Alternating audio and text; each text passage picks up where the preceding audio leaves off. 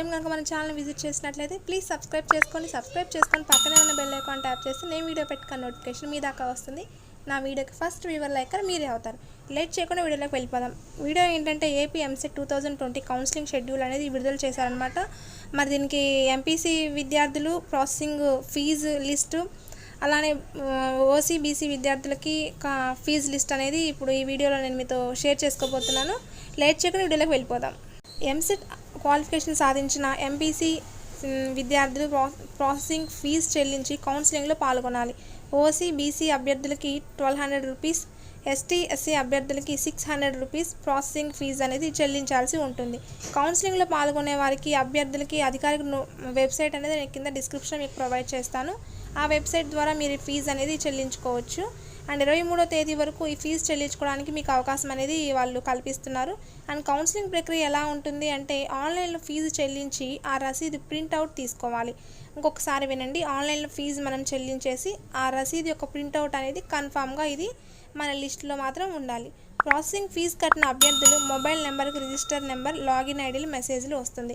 ఇప్పుడు మీరు ఫీజు కట్టేసిన తర్వాత మీకు మొబైల్ నెంబర్ ఇస్తారు కదా, సో దానికి మీకు రిజిస్ట్రేషన్ నెంబర్ అంటే మీరు ఏ టైంలో మీరు కౌన్సిలింగ్కి వెళ్ళాలి ఏంటనేది రిజిస్ట్రేషన్ నెంబర్స్ అనేవి మీకు ఎప్పటికప్పుడు మొబైల్ నెంబర్కి వస్తాయి. కాబట్టి జాగ్రత్తగా మొబైల్ నెంబర్ చూసుకొని ఇవ్వండి. ఈ మెసేజ్ వస్తే ఆన్లైన్ ప్రక్రియ పూర్తయినట్లే. అంటే మీకు ఆన్లైన్లో ఫీజు చెల్లించాము అని మీకు తెలియాలి అంటే మీకు అందులో మెసేజ్ వస్తే మీకు ఆన్లైన్ ప్రక్రియ పూర్తయినట్లే. దాని ద్వారా మీరు ఆన్లైన్లోకి వెళ్ళిపోయినట్లే అనమాట.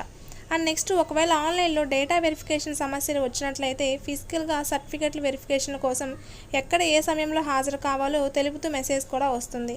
సర్టిఫికెట్ల వెరిఫికేషన్ పూర్తయిన తర్వాత లాగిన్ ఐడి, పాస్వర్డ్ క్రియేట్ చేసుకొని ఆప్షన్లు నమోదు చేసుకోవాలి.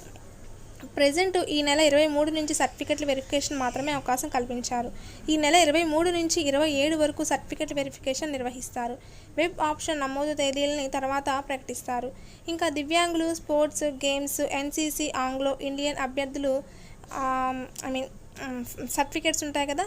విజయవాడ బెంచ్ సర్కిల్ సమీపంలో ప్రభుత్వ పాలిటెక్నిక్ కాలేజ్లో ఉదయం 9 గంటల నుంచి నిర్వహిస్తారు వీళ్ళ కోసం. ఇంకా CAP అభ్యర్థులు ధృవపత్రాల పరిశీలనకు విజయవాడ, విశాఖపట్నం, తిరుపతిలో ప్రభుత్వ పాలిటెక్నిక్ కాలేజీలోని హెల్ప్ లైన్ కేంద్రాలకు వెళ్ళవచ్చు. నోటిఫికేషన్లో ఏ ర్యాంకుల వారికి ఏ తేదీ సర్టిఫికేట్ వెరిఫికేషన్ ఉంటుందనే విషయం కూడా స్పష్టంగా ఇచ్చారు. సో మీరు ఇంకా లేట్ చేయకుండా ఆన్లైన్ వెరిఫికేషన్ డేట్ టైం ఇచ్చిన లోపు మీరు కూడా అప్లై చేసుకొని ముందు ప్రాసెస్కి ముందుగానే అందరూ రెడీ అవ్వాలని కోరుకుంటున్నాను.